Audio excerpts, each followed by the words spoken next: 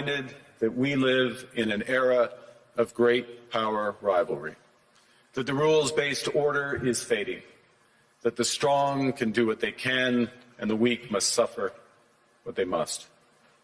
And this aphorism of Thucydides is presented as inevitable, as the natural logic of international relations reasserting itself. And faced with this logic, there is a strong tendency for countries to go along to get along, to accommodate, to avoid trouble, to hope that compliance will buy safety. Well, it won't. So what are our options?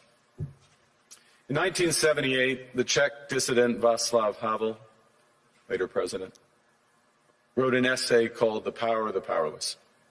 And in it, he asked a simple question: how did the communist system sustain itself? And his answer began with the greengrocer.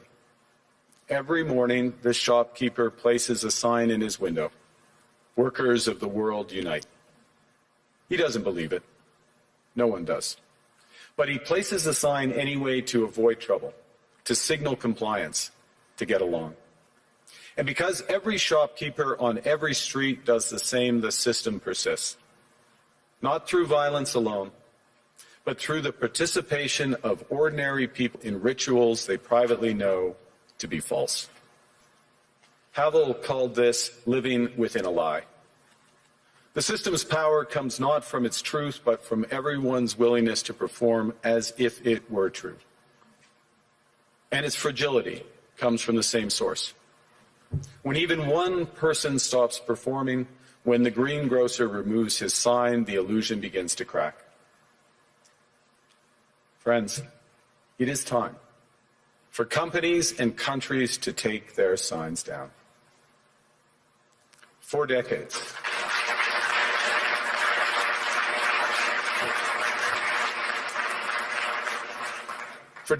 countries like Canada prospered under what we called the rules-based international order. We joined its institutions, we praised its principles, we benefited from its predictability.